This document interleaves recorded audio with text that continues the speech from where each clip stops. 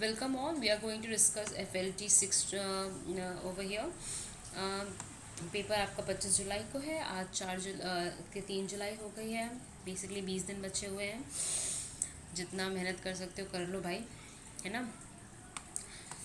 Question है, Ahirai is a traditional dance of which type of MP. तो ये जो है भारिया ट्राइब के लिए अहिराई डांस होता है आपका.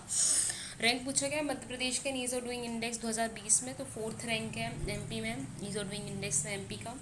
हाउ मेनी डेवलप्ड डिस्ट्रिक्ट्स आते हैं Madhya Pradesh from industrial point of view. तो बहुत ही अच्छी बात नहीं है ये कि 52 डिस्ट्रिक्ट्स में से सिर्फ 5 डिस्ट्रिक्ट्स हैं जो डेवलप्ड हैं एमपी में in the view of industrial development. पहली शुगर मिल इंडस्ट्री कहाँ पे लगाई गई थी मध्य प्रदेश में, तो यह लगाई गई थी आपके जावरा रतलाम में.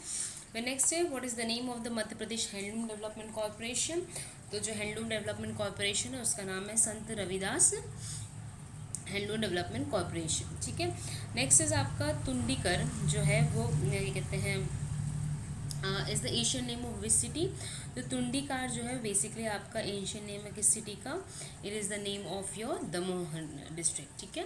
दमोह डिस्ट्रिक्ट आपकी कहते हैं सागर जबलपुर के बीच में पड़ती है और ये जो है इसका नाम था आपका तुंडीकार.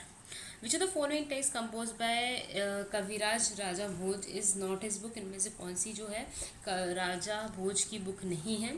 तो आपको पता होना चाहिए जो राजा भोज थे वो काफ़ी आपके स्कॉलर प्रवृत्ति के थे, आपके काफ़ी अच्छे वो राइटर थे. तो उनकी जो बुक नहीं है इनमें से वो है आपकी डी ऑप्शन की बुक जिसका नाम है आपका तत्वबोधिनी. उनकी बाकी की बुक है वो सम्रांगण सूत्र है, सिद्धांत संग्रह है, तत्व प्रकाश है. इनकी बुक्स इंपॉर्टेंट है, ये पूछ ली जाती हैं आपके एमपीपीएससी के एग्ज़ाम में, है ना. ठीक है. फिर 7th क्वेश्चन है आपका, वो है आपका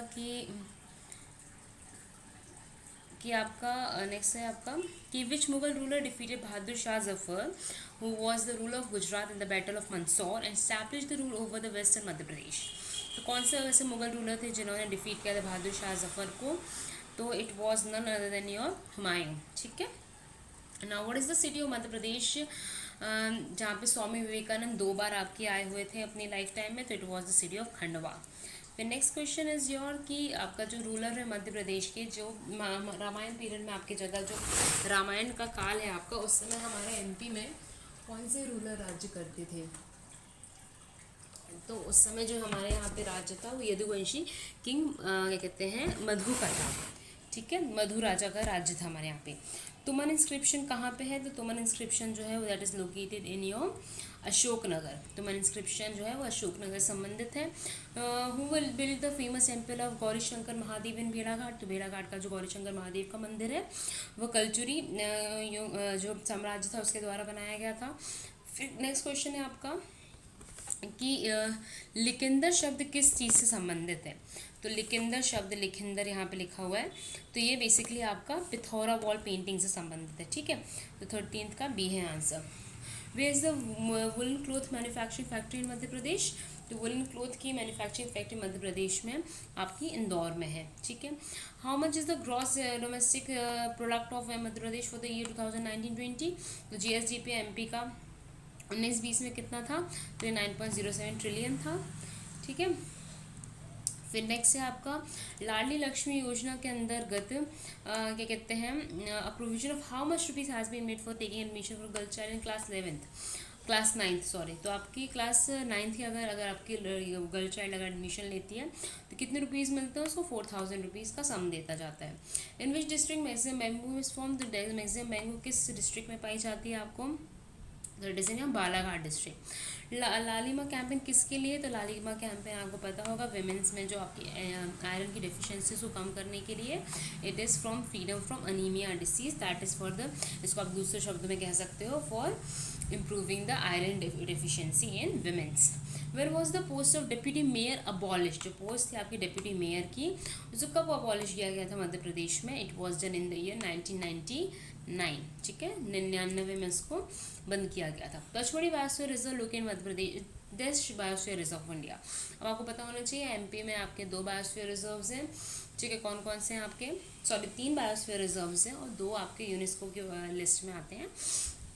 और पचमढ़ी के जो आपके बायोस्फीयर रिजर्व है वो कौन से नंबर का बायोस्फीयर रिजर्व था आपका, बताइए। तो ये आपका C 11th नंबर का बायोस्फीयर रिजर्व था। In which national park of Madhya Pradesh is the flying squirrel found. तो फ्लाइंग स्क्विरल किस क्या कहते हैं किस एरिया में मिलती है, Bandhavgarh, Madhav national park, Satpura national park और पन्ना नेशनल पार्क। तो ये मिलती है आपकी सतपुड़ा नेशनल पार्क में, ये होशंगाबाद में पड़ता है आपका Satpura national park. By what name was the MP state called before independence. तो एमपी को बिफोर इंडिपेंडेंस क्या कहा जाता था, तो पता होगा आपको कि इसको जो नाम है वह आपका सेंट्रल प्रोविंस था। In which division has there been maximum decrease in the population growth rate of the state. तो मैक्सिमम पॉपुलेशन ग्रोथ रेट सबसे कम कहाँ की रही है आपकी, तो ऑप्शन है आपके इंदौर, रीवा, शहडोल, बरवानी। तो उसमें जो आपकी सबसे कम रही है वो रीवा की आपकी ग्रोथ रेट रही है, मतलब वहाँ पे आपका फैमिली प्लानिंग को काफ़ी अच्छे से प्रोग्रेस मिली है। What is the population growth rate of Madhya Pradesh census 2011 में। तो आपका जो बेसिकली थी आपकी दैट वाज योर 20.30% की ग्रोथ रेट थी, मतलब हर 100 लोगों में 20 लोगों की वृद्धि हुई थी। Which element lack is in red yellow soil. तो रेड येलो सॉइल में आपकी क्या चीज़ नहीं होती है आपकी, तो आपको पता होना चाहिए ह्यूमस और नाइट्रोजन दोनों नहीं होता, that is the answer is your C। From which rock is black soil form. तो किस रॉक से आपकी ब्लैक सॉइल बनती है, basalt, metamorphic and sedimentary, you know that. ये इसमें जो लावा से बनती है और ये आपकी इग्नीशियस रॉक से आपकी ब्लैक सॉइल बनती है। Tawa project has been built on which river. तो थवा प्रोजेक्ट जो है किस रिवर पे बना है, वर्धा, भवान रिवर, थवा रिवर, तुंगभद्रा रिवर। थवा रिवर आपका थवा रिवर पे बना हुआ है। What is the main commercial crop of the state. हमारा एमपी का जो मेन कमर्शियल क्रॉप है वो कौन सा है, grams, sugarcane, groundnut and soybean. तो हमारे यहाँ सबसे ज़्यादा कमर्शियल क्रॉप होता है वो आपका सोयाबीन है, इसी कारण एमपी को सोया स्टेट भी कहते हैं।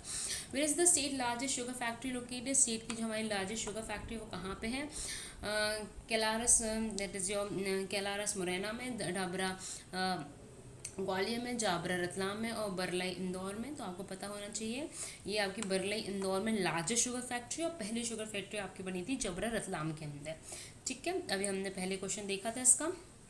फिर विच of the following pair is incompatible, कौन सा गलत दिया है। साइकिल इंडस्ट्री गुना में, ओके, वॉच फैक्ट्री ग्वालियर में, अम्ब्रेला इंडस्ट्री महू में और डीजल इंजन फैक्ट्री इंदौर में है।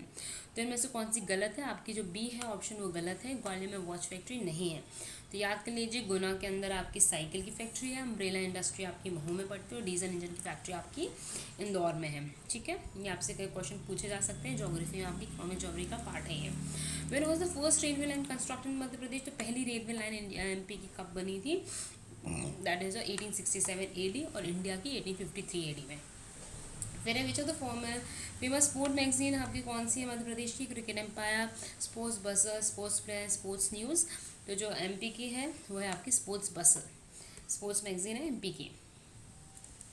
Amrita Shergil fellowship is given in which field. तो अमृता शेरगिल की जो फेलोशिप है वो किस में दी जाती है, फाइन आर्ट्स, लिटरेचर, रूपांकर कला, ठीक है, काय में दी जाती है ये, तो that is given in your fine arts में दी जाती है। Amrita Shergil, she was one of the very famous painter of 1800s and उनकी जो पेंटिंग्स है आपके जितने भी आपके नेशनल इम्पोर्टेंस के आपके म्यूजियम्स एंड आर्ट्स हैं, आर्ट है वहाँ पे लगी होती है एंड इट्स वर्थ वॉचिंग, ठीक है। In which district are the मारा केव्स लोकेटेड। तो मारा केव्स किस डिस्ट्रिक्ट में पड़ती हैं आपकी, तो मारा केव बेसिकली सिंगरौली में पड़ती हैं आपकी, ठीक है। Which district of MP has the highest forest cover. कौन सी डिस्ट्रिक्ट है जहाँ पे आपकी सबसे ज़्यादा हाईएस्ट फॉरेस्ट कवर है, ऑप्शन है श्योपुर, छिंदवाड़ा, बालाघाट एंड बैतूल। तो इसमें जो आंसर है वो आपका बालाघाट है। When was the Aspire scheme launch. तो एस्पायर स्कीम को कब लॉन्च किया गया था आपका, ऑप्शन है आपके 15, 18, 13, 19। तो जो एस्पायर स्कीम है उसको 2015 में लॉन्च किया गया था। When a glass rod is placed in steam, its length increases but its breadth. जब ग्लास रॉड को आप स्टीम में रखते हो, आपकी गर्म करते हो, तो उसकी लेंथ तो इंक्रीज़ होती है पर उसकी ब्रेथ में क्या आएगा। अब ऑब्वियस सी बात है अगर कोई चीज़ आपका कहते हैं आपके लेंथ में इंक्रीज़ होगी तो ब्रेथ क्या होगी, कम होनी चाहिए, बट ऐसा नहीं होता। ग्लास में वो ब्रेथ भी इंक्रीज़ होती है, लेंथ भी इंक्रीज़ होती है और ब्रेथ भी इंक्रीज़ होती है, ठीक है, क्योंकि वो पतला होने लगता है गैस आप जब ग्लास को उसमें रखते हो, स्टीम में रखते हो तो। Green index has been develop by. तो ग्रीन इंडेक्स किसकी है, environment programme, international monetary fund, world bank and BRICS group. तो ये काफ़ी मतलब आप लगा सकते हो, it's by UN environment programme. Which campaign is run by the world wild life fund, कौन सी campaign world wild life fund ने करता है? Earth hour, green army, green watt and green earth. तो जो आपका अर्थ रिपोर्ट है, आपकी जो अर्थ आवर नाम से एक इवेंट करवाता campaign world wild life fund करवाता है, that is earth hour. Global 500 award किस चीज़ में दिया? तो भाई ग्लोबल 500 अवार्ड ना बहुत सारी चीज़ों में दिया जाता है, परंतु इसमें जो आपका आंसर है वह है आपका टू प्रोटेक्ट द एनवायरनमेंट। ठीक है, फिर है what is the safe temperature for keeping food fresh in the refrigerator. अगर आपको खाने को अपने फ्रेश रखना है तो आप बेसिकली इसको 4 डिग्री सेल्सियस में रख सकते हो। ठीक है ना। Next is your which is the largest gland of the human body? Largest gland human body का liver, pancreas, thyroid gland and stomach. तो ग्लैंड की बात की गई है आपकी, तो ग्लैंड जो सबसे बड़ा ग्लैंड होता है that is your liver. The theory of the black hole was performed by, जो ब्लैक होल की थ्योरी थी आपको किसने दी थी? सी.वी. रमन, एच.जे. भाभा, एस चंद्रशेखर और एच खुराना। जो थ्योरी थी आपकी ब्लैक होल की, it has contribution from S Chandrashekhar. The fluctuation in the frequency of sound source is called, अगर फ्रीक्वेंसी के साउंड सोर्स में फ्लक्चुएशन आता है इसको क्या कहते हैं? Raman effect, Doppler effect, krypton effect and photo electric effect. तो ये बहुत अच्छा क्वेश्चन है, इसको डॉपलर इफेक्ट कहते हो। ठीक है ना। Process of taking food in the body is called, अगर आप खाना लेते हो तो उसको क्या कहते हैं? Digestion, assimilation, ingestion and immersion. Simple खाना को अंदर लेने को इंजेशन कहते हैं, खाना डाइजेस्ट होगा तो उसको डाइजेशन कहते हैं, उससे आपके जो मिनरल्स को बॉडी एब्जॉर्व करके उसको एसिमिलेशन कहते हैं। ठीक है। Next is which country has recently hosted the global vaccine summit, किसने ग्लोबल वैक्सीन समिट को होस्ट किया गया? तो it is done by your Britain. ठीक है। Which of the following is not correctly match? British vaccine है Covishield, Russian vaccine है Sputnik, Indian vaccine है कोवैक्सीन और जर्मनी वैक्सीन है मॉडर्ना। इनमें से कौन सा गलत है? भाई सबको पता है जो जर्मनी की वैक्सीन नहीं है मॉडर्ना। अगर आपको नहीं भी पता है, बाकी के 3 तो पता ही है आपको। ठीक है।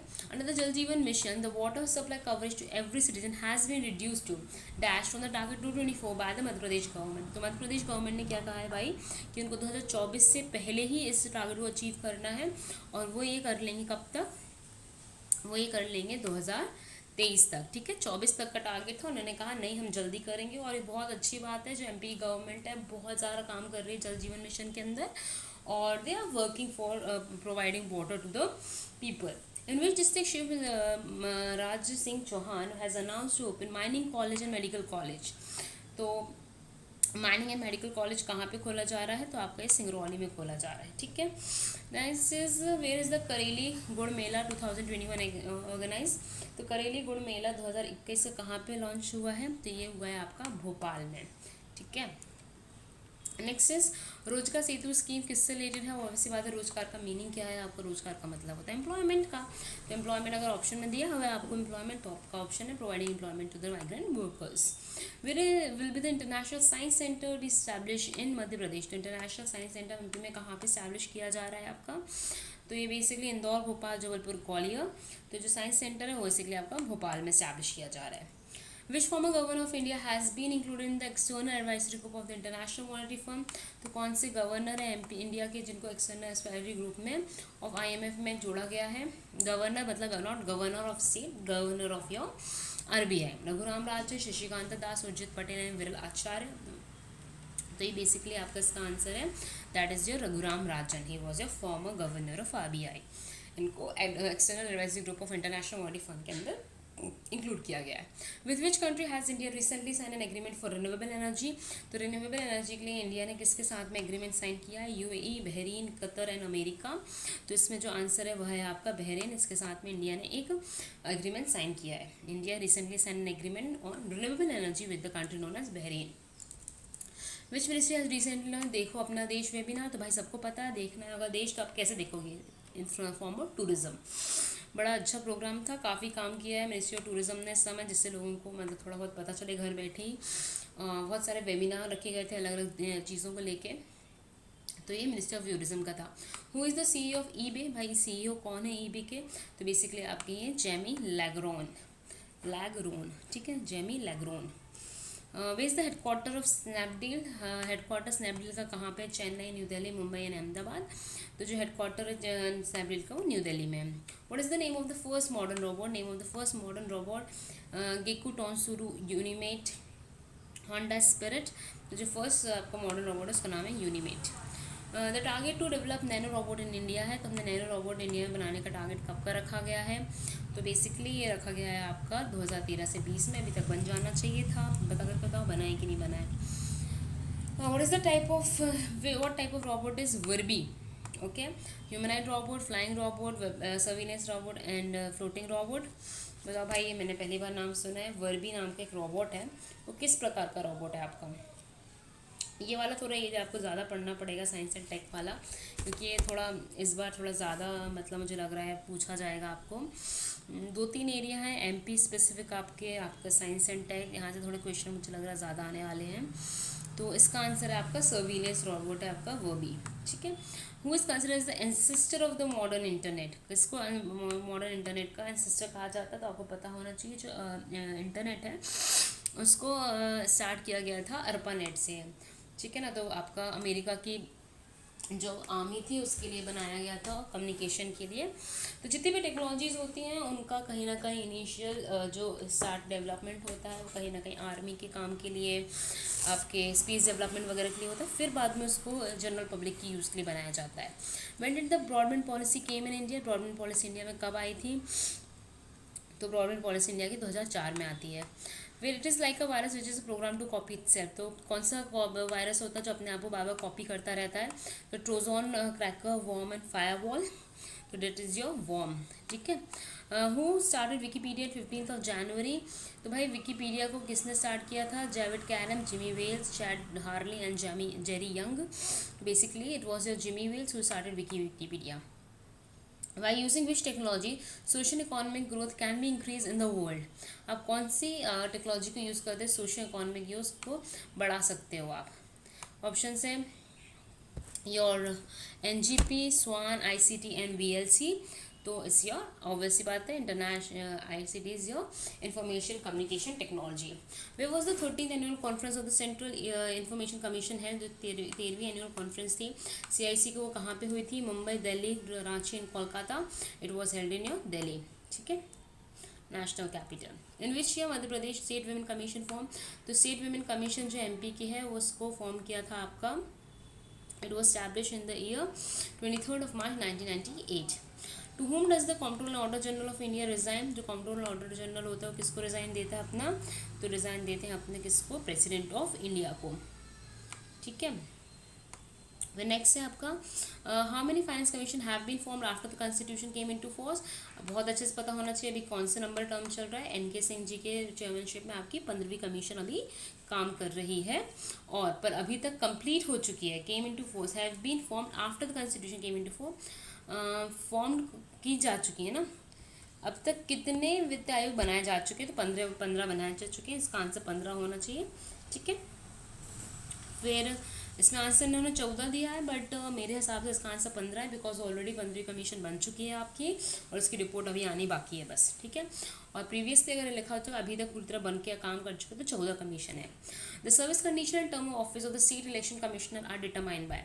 जो सर्विस कंडीशन होती है आपकी स्टेट इलेक्शन कमिश्नर की, वो कौन डिटरमाइन करता है आपका? बताइए, ऑप्शन है आपका legislature, parliament, state high court and your governor. तो लेजिस्लेचर है आपका जो सर्विस कंडीशन को डिफाइन करता है स्टेट इलेक्शन कमिश्नर की। When was the name of the MP state planning board change to MP state planning commission? तो इसको कब चेंज करा? प्लानिंग बोर्ड का नाम चेंज करके MP स्टेट प्लानिंग कमीशन कब रखा गया आपका? 2007, 8, 9, 10 बड़े आसपास के नंबर हैं, तो 2007 में हुआ था। From which country has the finance commission system has been adopted? तो किस कंट्री से इसको अडॉप्ट किया गया है? ऑप्शन है Australia, New Zealand, America and Britain. तो ये बेसिकली ऑस्ट्रेलिया से अडॉप्ट किया गया है। In which of the following cases the supreme court order protection of human right? Order protection of human rights आपको सुप्रीम कोर्ट ने ऑर्डर किया था। पहला है Golaknath versus state of Punjab, in the case of Madhav versus state of Madhya Pradesh, in the case of Bhikhu versus state of Maharashtra, and Prem Shankar versus Delhi administration case. It was your last case in Prem Shankar versus Delhi administration case, जहाँ पे आपने order किया था protection of the human rights को, ठीक है। Which of the following is not the function of the national commission for the human right? Which is not the function? पूछा है एनसीएससी का, providing constitution protection to the schedule caste to investigate any case that violets the interest of the schedule caste to submit the report to the prime minister related to the protection of the schedule caste. By C is your wrong answer, क्योंकि ये जो report है वो आपकी president को दी जाती है, ना कि आपके प्राइम मिनिस्टर को। ठीक है। Whom is the following is not included in the committee considered for the appointment of the chairman of the National Human Rights Commission? Not included in the committee for appointment of the chairman of the NHRC, president, prime minister, Lok Sabha speaker and the leader of the opposition party. Obviously बात है, it's your president who is not the part of the committee. फिर is what is 2.5 दिन का जो ऊपर है, तो basically mask है, टेम्पल है, सेंट्स हट्स है या टावर, ये कहते हैं टावर। तो 2.5 दिन का झोपड़ा जो है ये क्या क्या है आपका, बेसिकली ये मॉस्क है। Who among the following was the head of the modern trade and commerce? तो मॉडर्न ट्रेड एंड कॉमर्स का हेड कौन हुआ करता था आपका? ये बहुत सारा क्वेश्चन ऐसे यूपीएससी भी पूछ लेता कई बार। तो ऑप्शन है पंड्याध्यक्ष, शुल्क अध्यक्ष, फिर आपका नेक्स्ट नशाध्यक्ष, मुद्राध्यक्ष। तो जो 77 का आंसर है वह है आपका ए, पंड्याध्यक्ष। ठीक है। पंड्याध्यक्ष आपके थे वो वाणिज्यिक क्या कहते हैं कि अधिकारी हुआ करते थे। ठीक है। फिर नेक्स्ट है आपका कॉमर्स मिनिस्टर हुआ करते थे, बेसिकली आप ऐसा कर सकते हैं, मिनिस्टर नहीं मतलब ऑफिसर हुआ करते थे। 17th which question ruler assume the title of Devputra? किसने करा था भाई देवपुत्र? कनिष्क, विम्फसेस, वासुदेव एंड रुद्रदमन। तो अभी हमने इसके पहले एक पेपर करा था, तो देवपुत्र का टाइटल कनिष्क ने लिया था। Who is considered the greatest ruler of the Satavahana kingdom? तो भाई किसको कंसिडर किया जाता है ग्रेटेस्ट रूलर? तो it is none other than your Gautamiputra Satakarni. The British got the territory of Bombay by? Bombay की टेरिटरी ब्रिटिश को कैसे मिलती है? Defeating at the Portuguese, receiving at the dowry of royal marriage. Basically इनको ये शादी के दहेज की तरह मिलती है, आपके जो आपके किंग रहते हैं आपके ब्रिटेन के। Which medieval Indian ruler started the system of allotting pattas in qabuliyat for the welfare of the farmers? कौन था जिन्होंने पट्टा इन कुबलियत की स्टार्ट किया था? It was your Sher Shah Suri. Sher Shah Suri को आप जब भी पढ़ते हो ना तो काफ़ी पॉजिटिव चीज़ें आपको पढ़ने मिलती हैं इनके बारे में। बहुत छोटा काल था इनका शासन का, 5-6 साल के लिए इन्हें शासन किया था हुमायूं की लड़ाई के बाद में, और काफ़ी पॉजिटिव चीज़ें पढ़ने मिलती हैं इनके बारे में आपको। और बिहार की हिस्ट्री में शेषासुरी का अपना ही इम्पॉर्टेंट रोल है। पटना नाम जो शहर को मिलता है शेषासुरी ने दिया था आपका। पटना नाम पाटलिपुत्र जो पहले नाम फेमस था पटना का, फिर पटना नाम शेषासुरी ने दिया था आपको पटना को। ठीक है। तो आप जब भी पढ़ोगे तो पॉजिटिव चीज़ें पढ़ोगे इनके बारे में। फिर विच of the following is the country the Kanchan hills from the border of India? तो बेसिकली पूछा गया कि कांचन पहाड़ियाँ किस कहते हैं कंट्री से आपकी बॉर्डर बनाती है इंडिया की? Bhutan, Myanmar, Nepal and China. तो इट इज़ योर म्यांमार, जिससे कांचन पहाड़ियाँ आपकी बॉर्डरिंग करती हैं। Okay. Next is your which of the following is consider as the best quality iron ore based on the iron content? Obviously बात है, क्वालिटी जो सबसे अच्छी होती है तो magnetite, hematite, limonite and siderite. सबसे अच्छी क्वालिटी होती है मैग्नेटाइट की होती है। ठीक है। फिर next is your what is the reason for the formation of the mid oceanic ridges? तो मिड ओशियानिक रिजेस बेसिकली आपकी फॉर्म होती हैं by what? Divergent plate margin, convergent plate parallel plate margin और both A and B. Basically जो होती है वो आपकी डाइवर्ज होने के कारण आपके बीच में क्या हो जाते हैं, दर्रे पड़ जाते हैं आपके मतलब ओशियन के। टेरेस्ट्रियल बॉर्डर ऑफ इंडिया किसके साथ में होती है? एमपी के। तो भाई बताओ कौन कौन से कंट्रीज़ हैं? गिन इस पेपर को तो आप गिन के भी कर सकते हो। 7 कंट्रीज टेरेस्ट्रियल बॉर्डर बनाते हैं इंडिया के साथ में। In which of the following ocean is the island name Diego Garcia located? बड़ा अच्छा क्वेश्चन है। ये आइलैंड है डियागो गार्शिया, ये कहाँ पड़ता है आपका? तो ये इंडियन ओशियन में पड़ता है आपका। ठीक है। The dome shed houses build by the Eskimo tribe by cutting iceberg is called igloo, yurta, kayak and harpoon. तो एस्किमो ट्राइब जो बनाती है अपना उसको इग्लू कहा जाता है, और ये आप एनसीईआरटी और इवन छोटा सा बच्चा होता है ना उसको पढ़ाया जाता है ये चीज़। ये कनाडा के लोग होते हैं, एस्किमो ट्राइब कनाडा में मिलती है, और इनका जो घर बनाए जाते हैं ये आइस से बनाए जाते हैं, इनको इग्लू कहा जाता है। ठीक है। मैंने ये चीज़ जो है वो आई गेस 2nd क्लास में पढ़ी थी, तो आई एम हैप्पी मुझे ये चीज़ें यहाँ देखने मिल रही है। ऐसे एग्जाम में होता है, आप जब पढ़ के जाते हो ना इतने सारे पेपर सॉल्व करते जाते हो, और पेपर में आपको अगर मतलब कहती हूँ ना 5-6 चीज़ भी ऐसी मिल जाती है ना जो आपने पढ़ के गए हो और वो आपको हाँ मिल गई हैं एकदम टू द पॉइंट, आपका कॉन्फिडेंस इतना हाई लेवल का होता है ना कि आपके बाकी के फिर 95 क्वेश्चन आप अपने आप कर लेते हो, पर आपको कुछ अच्छी चीज़ें मिल जाती हैं जो आप पढ़ के गए हो, मतलब सीरियस बता रही हूँ, अंडर द सन वाली कहानी ना फेल हो जाती है। तो इसलिए कह रही हूँ 20-25 दिन बहुत अच्छे से पढ़ लो, पेपर बहुत अच्छा जाएगा। और पेपर्स लगाओ, अगर आपने अभी भी तैयारी स्टार्ट नहीं की है या आपको डर लग रहा है, आप 2-3 चीज़ों पे ज़्यादा फोकस कर लो। एमपी पढ़ लो आप अच्छे से, एमपी में भी एमपी का फॉर्मेशन कर लो, एमपी के ज्योग्राफी बहुत अच्छे से कर लो, ट्राइब्स पढ़ लो बहुत अच्छे से, ठीक है ना, क्योंकि ये आपका मेन कहना चाहिए स्टेट का एक सोल है ये सारी चीज़ें, तो उनको पढ़ लो आप अच्छे से, ठीक है ना। फिर है 88th क्वेश्चन है, how many women candidates won the first assembly election in the Madhya Pradesh. तो पहली आपकी जो वुमेन कैंडिडेट्स थी जिन्होंने पहला असेंबली इलेक्शन मध्य प्रदेश में जीता था, तो दैट वाज योर 15 थी, ठीक है। When was the first presidential rule implement in Madhya Pradesh. तो एमपी का जो है पहली बार प्रेसिडेंशियल रूल कब लगाया था, तो भाई इतना तो पता चल गया 1977 में लगाया था, कि ऑप्शन कह रहे हैं ऐसा, ठीक है। और ये लगाया गया था अप्रैल 30, 1977 में। देखो एकदम डेट वाले क्वेश्चन ना एमपी में कभी नहीं पूछे जाते, मैंने इतने सारे प्रीवियस ईयर क्वेश्चन पूछे हैं, सॉल्व किए हैं अभी तक के, एकदम एग्जैक्ट डेट के क्वेश्चन काफ़ी कम आते हैं। और अगर आप इनमें लूज़ करो स्लीप, हर चीज़ को आप एक एक डेट को याद करो, जैसे 1977 याद कर लो, बहुत अच्छी बात है, बट आप एकदम से बैठ के थोड़ा सा अगर आपको याद भी करना है, थोड़ा सा ऐसे याद कर लो कि भाई अप्रैल में starting of the year, fourth क्या कहते हैं मंथ है आपका, ऐसे याद कर लो। स्पेसिफिक आप याद करने जाओगे, मैं बता रही हूँ आप बहुत परेशान हो जाओगे, बहुत, क्योंकि आप इन टेस्ट सीरीज़ में देखोगे इतने सारे क्वेश्चन डेट से रिलेटेड दिए हुए हैं कि आप याद करने गए ना तो अपना बर्थडे भूल जाओगे, मैं सच बता रही हूँ। तो बी वेरी क्या कहते हैं स्पेसिफिक कि क्या याद करना है क्या नहीं याद करना है। जैसे आपने याद कर लिया कि हाँ भाई प्रेसिडेंशियल रूल पहली बार एमपी में 1977 में लगाया गया था, ठीक है, बस इतना काफ़ी है, ठीक है। आगे बढ़ते हैं। Under which article provision of the joint public service commission has been provided for 2 और मोर सीट्स। ये इंपॉर्टेंट क्वेश्चन है कि भाई किस आर्टिकल में ऐसा कहा गया है कि आपका जेपीएससी फॉर्म की जा सकती है बाय द पार्लियामेंट, ठीक है। Article 315(3), 315(2), 315(4) and 315(5). तो पहले तो पता चल गया भाई 315 के अंदर फॉर्मेशन की बात की गई है, और 315 आर्टिकल के अंदर जो आर्टिकल नंबर कहते हैं सेकेंड है आपका, सब सेक्शन 2 है आपका, उसके अंदर कहा गया ऐसा, ठीक है। फिर whom among the following has been given rights to legislate on residuary power। बहुत सिंपल सा क्वेश्चन है, कौन रेसिडुअरी पावर्स पे लेजिस्लेट करता है, भाई it is the power of the central government to legislate on the residuary powers. फिर next question है आपका, who the demand for the constitution assembly was accepted in which proposal of the British government. तो भाई constitution assembly की जब बात आई थी तो किस उसमें आपको फाइनल इन्होंने एक्सेप्ट किया था, तो जो आपका वो था अगस्त ऑफर था 1940 का, तो पहली बार इन्होंने एक्सेप्ट किया था for the proposal of constituent assembly, ठीक है। Who call the parliamentary system the cabinet system. भाई किसने कहा था parliamentary system is your cabinet system, Lord Morley, Ivor Jenning, sir William Vernon Harcourt and G Jaski. तो ये basically कहा गया था आपका, आइवर जेनिंग्स ने कहा था parliamentary system is your cabinet system. Against which of the following judge of the Supreme Court the first case of impeachment was initiated। ये आपका लक्ष्मीकांत जो चैप्टर है आपका उसमें दिया गया है।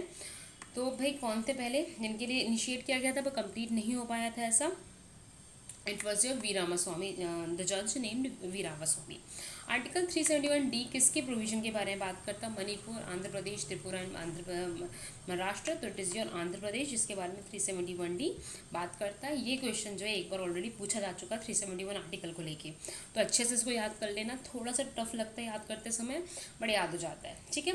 Which is the principal channel of communication between the governor and the council of minister.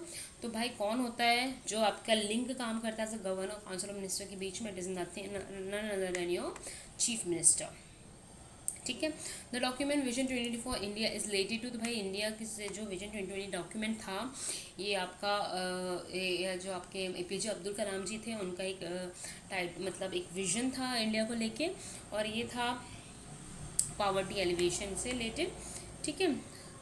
फिर नेक्स्ट है सुनील चंद्र रिलेटेड टू विच स्पोर्ट। तो भाई सुनील चंद्र जो है वो कौन से स्पोर्ट्स खेलते हैं, तो ये खेलते हैं आपका हॉकी, ठीक है। फिर नेक्स्ट क्वेश्चन है आपका कि in which year 2017 Prabhash Joshi prize is given. तो बेसिकली 2017 का जो प्रभाष जोशी क्या कहते हैं पुरस्कार है वो किसको मिला हुआ है। ऑप्शन है अजंक वकटारिया, चंद्रशेखर चौहान, नीरज राणा एंड योर करिश्मा यादव, ठीक है। कोई आइडिया आपको इसमें से तो इसमें जो आंसर है वो है आपका बी, चंद्रशेखर चौहान जी को 2017 का प्रभाष जोशी अवार्ड मिला है। याद करना है करो, नहीं करना मत करो, 2017 का क्वेश्चन है। Who is the writer of the agriculture acts of 2020? Book है वो किसने लिखी है?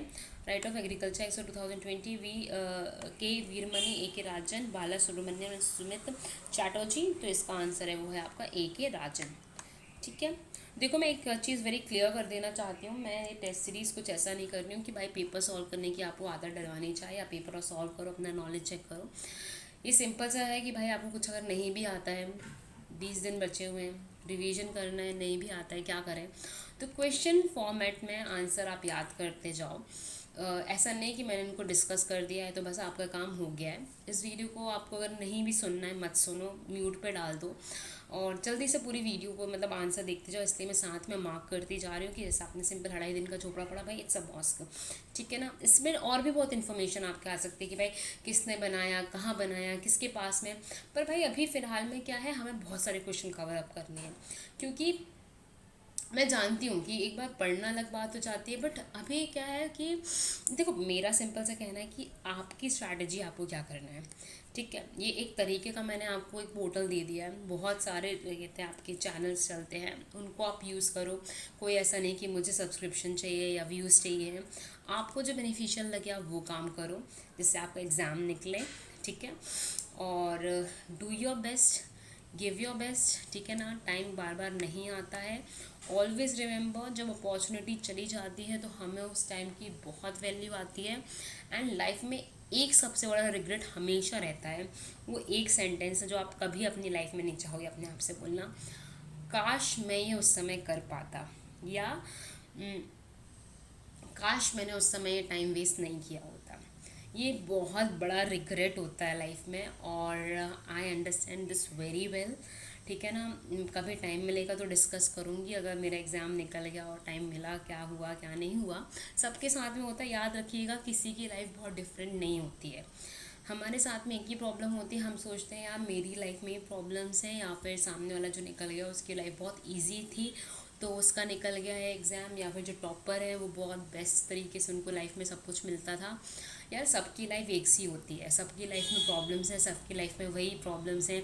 इच्छाएं, जो कहा जाता है आपका जैनिज़्म और बुद्धिज़्म में कहा जाता है, इच्छाएं आपकी बहुत बड़ी शत्रु हैं और वो सबकी लाइफ में है। ठीक है ना, इट्स जस्ट दैट कि हर इंसान जो पास होता है या फिर कुछ अचीव करता है अपनी लाइफ में, वो अपनी इच्छाओं को रोकता है।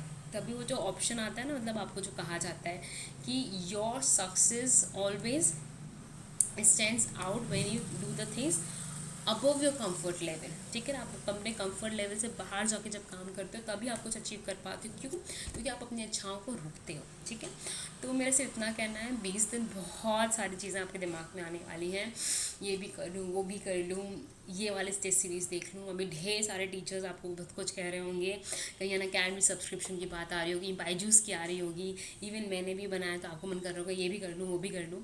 पर भाई सिंपल सी बात है, एग्ज़ाम निकालना है, जो आपको बेहतर लगे वो काम करो, जिसमें आप कंफर्टेबल हो और थोड़ा सा कंफर्ट से बाहर जाके काम कर सकते हो वो करो। ठीक है ना, ऑल द वेरी बेस्ट। याद रखना, आखिरी में डरा रही हूँ थोड़ा सा, अगर आप जनरल कैटेगरी में हो, नहीं भी हो जनरल कैटेगरी में, तो हम सब के लिए, एमपी के हर बच्चे के लिए कट ऑफ तगड़ आ जाता है।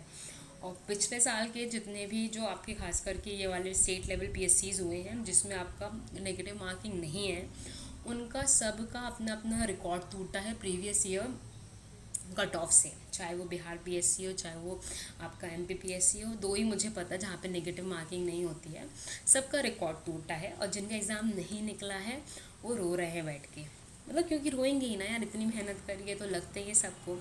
तो बस वो दिन मत आने दीजिए अपने लिए, है ना।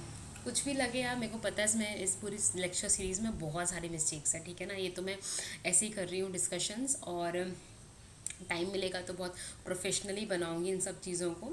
बट अभी तो ये नॉर्मल एकदम इनिशियल लेवल से भी इनिशियल लेवल की कहानियाँ हैं। ठीक है, तो एग्ज़ाम की तैयारी कर लो अच्छे से। ऑल द वेरी बेस्ट, बहुत बहुत मज़े में तैयारी करो। और ये सोचो, ये जो अभी आप पढ़ रहे हो ना यार, ये आपके नॉलेज लेवल को ना बहुत बढ़ा रहा है। अब आप समझो, आपको पता ही नहीं था यार कि आपका जो कल के दिन आप कहीं बात करने जाते हो, कहीं किसी सिटी में जाते हो, और कोई बात का 2.5 दिन का झोपड़ा की, और कोई कहेगा यार ये झोपड़ा है क्या, हट है क्या, नहीं बात बॉयज, ये मॉस्क है और काफ़ी पवित्र जगह है, ठीक है ना। तो ऐसे मतलब पढ़ते रहो चीज़ों को, बी हैप्पी, अपनी लाइफ में खुश रहो, use your time what is in front of you. Okay, चलिए बाय बाय, टेक केयर, बहुत सारा टाइम मिलेंगे मैंने, है ना, चलो बाय।